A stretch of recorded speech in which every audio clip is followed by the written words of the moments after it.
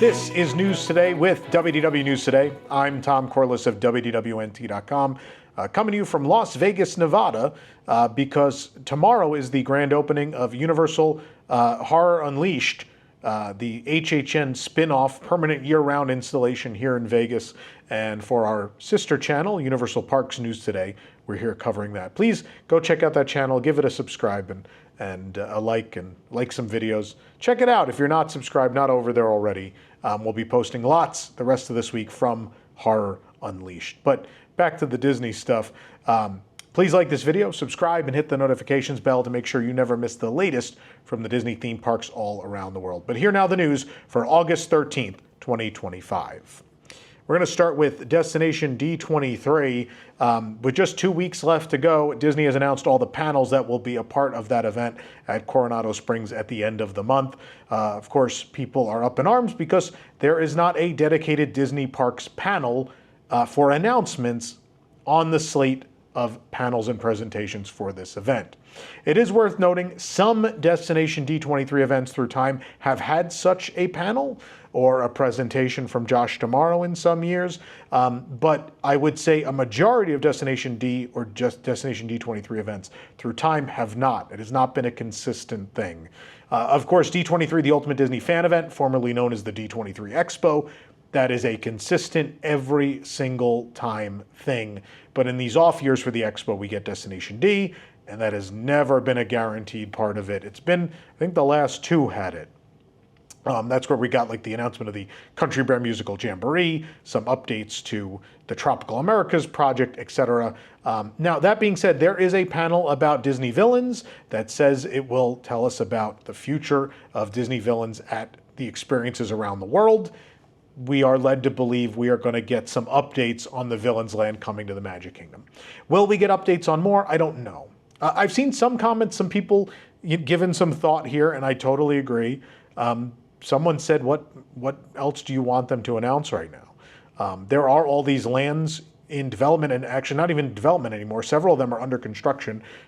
Demo underway for Cars and Frontierland. Monsters, Inc. is very much under construction already. Tropical America's very much under construction as well. And they just threw out that random announcement a couple weeks ago about the Magic of Disney Animation.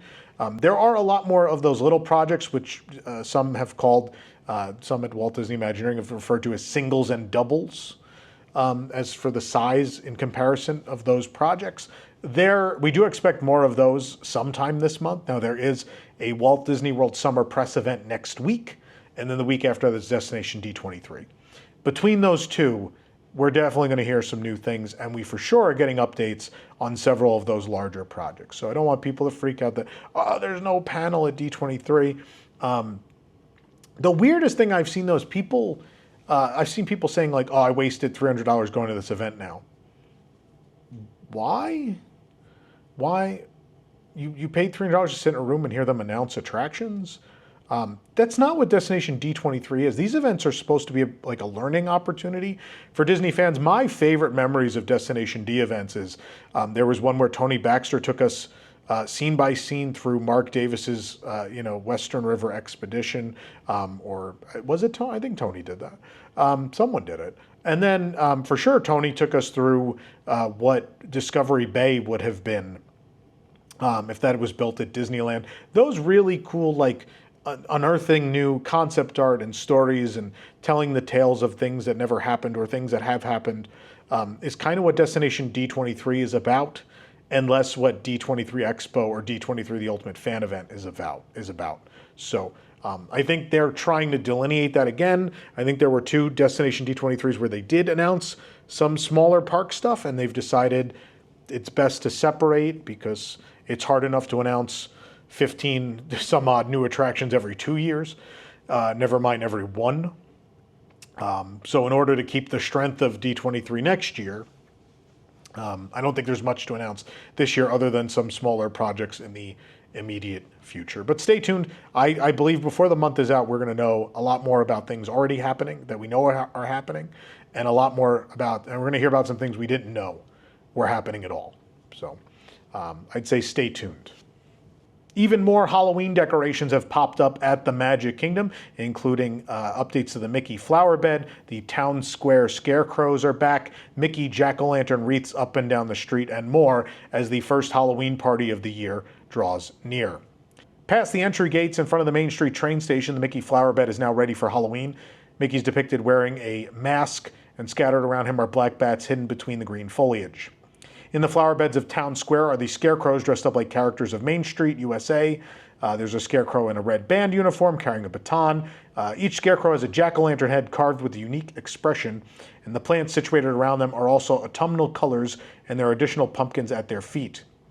One scarecrow is dressed as the mayor of Main Street. Another one is wearing an old Emporium cast member costume. They didn't update the jack-o'-lanterns to match the new costumes. There's a scarecrow carrying a small scarecrow Mickey toy in a shopping bag. But yes, there are several of these. These are all returning this year. And in the flower beds closest to the Emporium are 2 stacks of jack-o'-lanterns on hay-covered crates, and a PhotoPass photographer is usually stationed here to take pictures, of course. Lining Main Street are those autumnal wreaths on each lamppost. These classic decorations featuring light-up Mickey jack-o'-lanterns in their center are back this year. They're actually, they've been a centerpiece of merchandise the last few years as well. You may recall this year, they released that nice dimensional pin that lights up of the Mickey wreath. A couple of years ago, they started selling the full sculpted Mickey wreath you can hang at home. But yeah, Magic Kingdom is getting ready for the season. The Halloween party kicks off on Friday, August 15th. We will be there to cover it all. Speaking of the Halloween party, Disney Vacation Club members can pick up a complimentary tote this year. The tote bag will be available on select nights. It'll be given away at the Disney Vacation Club McKim's Mile House, a member lounge in Frontierland, on the following dates from 7 p.m. to midnight on August 15th, 22nd, and 29th, September 5th, 12th, 19th, and 26th, and October 3rd, 10th, 17th, 24th, and 31st. The lounge will otherwise be closed during the parties, and regular lounge amenities will not be available, so they'll just be there giving out the tote to those members with eligible membership extras benefits. The Adventureland entrance at the Magic Kingdom has now been partially dismantled, even further than what we talked about last time on the show, leading us to believe it is either being completely replaced or being repaired in some way, but probably replaced. A few days ago, we reported that the Adventureland sign and its surrounding props were gone. Now some of the archway's themed posts have been pulled as well. Other posts with hanging lanterns remain alongside the bridge. The archway's main vertical supports and one full-length horizontal support are still in the center of the bridge. All the smaller cross posts have been removed from atop the horizontal supports. The themed exterior of one of the horizontal supports has been removed, leaving just some planks connecting 2 of the vertical supports. Again, we don't know what's happening with the arch. We assume it's a necessary refurbishment. You know, wood rots. Florida weather is not kind to structures, and so we assume it has to be repaired in some way. Will it come back the same or will it come back changed? That is the question. A construction permit hints at work that may be coming soon to Space Mountain at the Magic Kingdom. The notice of commencement contracts MLC Theming Incorporated for general construction at 4950B North World Drive, the address corresponding to Space Mountain's entrance and exit building, rather than the actual show building. Filed on August 11th, the permit expires in 1 year. MLC Theming specialties include scenic painting and aging of structures, fabricating facades, and carving rockwork. Their portfolio mostly showcases rockwork and themed structures. Earlier this year, MLC was listed on a permit for the work at the Little Mermaid: A Musical Adventure at Disney's Hollywood Studios. They were also contracted for unknown work on the Haunted Mansion at Magic Kingdom, possibly related to recent signs of work that may be related to the Frontierland Cars expansion, but that may not be them, if we're being honest. The Space Mountain permit could be for something as simple as a sign. It's not clear what it could be for. We will have to wait and see, but we'll keep our eyes on Space Mountain to see what happens. This program is brought to you by our official travel agent sponsor, Be Our Guest Vacations. Your dream vacation begins with Be Our Guest and their concierge team of expert vacation planners. Whether you're planning on visiting the Walt Disney World Resort or Disneyland Resort, Disney Cruise Line, or going on a Disney Cruise Line vacation, or Adventures by Disney, they can help you with that. And the best part is their concierge services are 100% free. I can hear your voices echoing down the strip. So book today. One Walt Disney World theme park is suddenly getting physical gates added to its theme park entrance. That park is EPCOT. The EPCOT tap styles are slowly gaining metal gates. Installation began recently with only 3 sets of gates in place and not yet in use. So far, 1 set of gates has been installed at the far west and 2 at the far east. The gates are likely to be used to block inactive tap styles. Right now, cast members draw a rope across closed sections, as pictured here. But since the park has more tap styles than it needs on slow days, when staffing is reduced, this serves to prevent guests from entering the park through a closed lane. Now cast members will be able to shut these metal gates. It'll stop people from jumping over to leave or jumping over to try to enter without, waiting in line. This is happening. I'm not surprised. I'm often surprised that when My Disney Experience, My Magic Plus, when all that came about, when Magic Bands came about, I was surprised how trusting the system was that, we're just going to have these wide open and we'll see what happens. And Disney security and cast members usually very much on top of making sure people don't sneak in. So it's surprising after all this time now, finally, they're like, well, maybe it's time for the gates. And that leads me to believe it's just so common that they have to deal with someone stepping over the rope. And it's just annoying. So just remove it from temptation by adding a gate. Menus have finally been released for the 2025 EPCOT International Food and Wine Festival. You can check them all out at WDWNT.com. I believe we have, by the time September rolls in, we will have 58 items to review, but still over 50 to review on opening day later this month. It's a very crazy weekend for us. I'm not looking forward to it, but nonetheless, we'll be there. We'll review them all. We'll let you know. But the most exciting this year is Gyozas of the Galaxy. There's a whole new booth themed to Guardians of the Galaxy that will debut at the end of September on September 28th. But food and wine just around the corner later this month. Stay tuned for all of that coverage. A new acrobatic show dubbed Acrobatico is now being performed daily in EPCOT at the France Pavilion. The show is located in the courtyard area of the France Pavilion and World Showcase, and performances are held throughout the afternoon at the following times as of right now, subject to change: 12:15 p.m., 1:15, 3:15, 4:15, and 5:15. The show stars a mime dressed as a French waiter, complete with a red beret, and she cordons off her performance area with red, white, and blue rope inspired by the French flag. The performer sets up a dinner table with a basket of baguettes and a glass of wine. She invites the audience's interaction by having a guest briefly hold the basket, and in keeping with the mime spirit, she does not speak during the performance. She then performs various acrobatic tricks on a tower of chairs, frequently holding the tray with the glass of wine. She again invites the audience to help by fetching more chairs to add to the stack, ultimately balancing atop 5 carefully balanced chairs. The chair is reminiscent of the former act, which was the serveur amusant, which quietly closed back in 2022. But this was a staple of EPCOT for so many years, the chair stacking balancing act. I don't know what else to call it. It's nice to see this back again.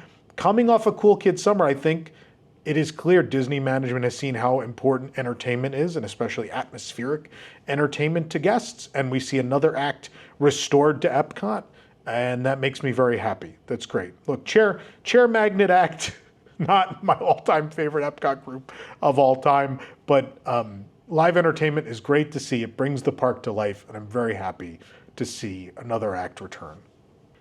A Walt Disney World survey that was sent out recently asked guests about several different Disney villains, including rare villains like the Horn King and Stromboli, possibly in preparation for the Villains Land coming to the Magic Kingdom. The guests who received the survey and shared details recently visited Disney's Hollywood Studios. The survey asked general questions about their experience at the park and then asked them to indicate to what extent they are familiar with the following characters from the Disney universe. You could choose very familiar, somewhat not familiar but aware, or unaware. All the characters were Disney villains, beginning with Yzma from The Emperor's New Groove. The list included Hades, Cruella de Vil, Maleficent, Captain Hook, Lady Tremaine, the Queen of Hearts, Jafar, Scar, Dr. Facilier, Mother Gothel, Stromboli, Chernabog, the Evil Queen, Madame Mim, Ratigan, Magnifico, the Horn King, Shere Khan, Gaston, and Ursula. The next question asked, which of the following responses best reflect your feelings about these characters? And guests can choose from very appealing, somewhat neutral, or somewhat unappealing, or very unappealing. It's possible the survey is gauging how guests feel about different Disney villains, as the Disney Villains Land at the Magic Kingdom will work in a great number of them. We don't know it'll work in all of them, but a great number of villains are going to be worked into that project. Again, it was given to guests at Hollywood Studios. Could it be for the show? I doubt that. I somehow doubt that, but maybe it's related. We may not know, But certainly right now there's a lot of focus on Disney villains, and I think we're going to be seeing a lot of focus on them leading to this land opening in a few years' time. The Little Mermaid, a musical adventure, will soon finally be adding its advertised Lightning Lane offering for the attraction. The attraction will become part of Lightning Lane Multipass. It was advertised to be adding this. There's even a sign outside, but it will finally start offering that as part of Multipass on September 11, 2025. Eligible hotel guests will see it as an option to book for their vacation as early as August 20th. The Little Mermaid, a musical adventure, will join the Tier 2 options of Lightning Lane Multipass for Disney's Hollywood studios. The Walt Disney World Swan and Dolphin have released a first look at the menu for their 2025 Food and Wine Classic event. The Walt Disney World Swan and Dolphin Food and Wine Classic will return for its 16th year on Friday, November 14th and Saturday, November 15th. Almost every dish on this year's menu is brand new to the event. Each evening will offer different items, so guests are encouraged to attend both. There'll be more than 45 dishes and over 170 beverage selections, along with live entertainment on the causeway at the Swan and Dolphin. If you want to read the full menu, it is available on our website at WDWNT.com. The Swan and Dolphin Food and Wine Classic will take place from 5 p.m. to 9 p.m. Ticket holders can get access to unlimited tastings during that time. One-day tickets are $210.68. Guests can save 10% by purchasing a bundle for both nights, a total of $403.30. You can purchase tickets at foodandwineclassic.com, and then you're invited to call 1-888-828-8850 with proof of ticket purchase if you'd like an exclusive room rate for the Swan and Dolphin. Tokyo DisneySea will be marking its 24th anniversary this year with a special merchandise collection themed to one of the ports in the park, Mermaid Lagoon. This collection will be released on September 4th, 2025 on the Tokyo Disney Resort app and at the Emporio in Mediterranean Harbor at Tokyo DisneySea. There are lots of items. If you'd like to see them all, check them out on WDWNT.com. Real quick before we end today's show, I want to mention Carousel of Products at carouselofproducts.com. We still have limited inventory of our 3 collectible magnets. These are the first in what will be a monthly series starting in September. And yes, we are we're working on a way that you could subscribe and get those new magnets every single month mailed to you. So stay tuned for details on that. But in the meantime, these 3, you got to go to carouselofproducts.com and order them. They're $8 each or 3 for $20. You can mix and match in that deal with existing magnets we have on the site. And of course, I don't know, can we cut to the Gertie cam? I'm not there, but Gertie's probably still there. Gertie cam. There she is. Pre-order your 8-foot-tall, 10-foot-long Gertie the dinosaur for this holiday season to decorate your home, your lawn, your yard, whatever the case may be. She's available for pre-order now. We're about halfway sold out. She's $149.99, and when she's gone, she's gone. So please hurry and get her. And of course, we still have our I Counted Down to Extinction t-shirts, counting down to the end of Dinosaur. This coming, we believe, January of 2026 will be the end. So pick up your shirts, all this at carouselofproducts.com. I want to thank our WIGS members tuning in right now who make the show possible every week. You can join the WDWNT Interglobe Society at patreon.com/WDWNT, and you do get discounts on all Carousel of Products merchandise. You also get event discounts and more. And real quick, I want to mention we have opened registration to Detour WDWNT to the general public. This is our event that will include a live filming of News Today with WDW News Today. It includes a tour of our newly remodeled and updated museum, which will officially open on that day, and as well a first of its kind event in the evening where Disney Imagineers will tell you all about how they design a new theme park from scratch. And after they tell us all about it, they'll give a fantasy scenario, and it's up to all of us in the room to design a park based on those parameters. And then those Imagineers will offer a critique of our project. So the whole room will be broken into groups. We've never done anything like this before. I think it's a really cool idea, and for many of us, it's the closest we'll ever get to being an Imagineer. That event's taking place on September 1st at WDWNT Celebration. That's our office, just a stone's throw from Walt Disney World, about 5 minutes from Disney property in Celebration. It's a great opportunity to see the museum, see how we do the show, and be a part of something really fun and new and interesting. You could buy a bundle ticket or you could buy individual tickets to those offerings at events.wdwnt.com. Again, all taking place on September 1st, 2025, as it's a little bit of a pairing with Destination D23. We are the Detour, but a great way to cap off what should be a fun weekend for Disney fans. And no, we will not have a parks panel with announcements either, so hope that doesn't mean you're sad about coming and spending time with us. Either way. For the worldwide leader in Disney Parks news, this is Tom Corliss saying, enjoy the rest of your today. Have a great, big, beautiful tomorrow. Now I'm going to go hit a slot machine.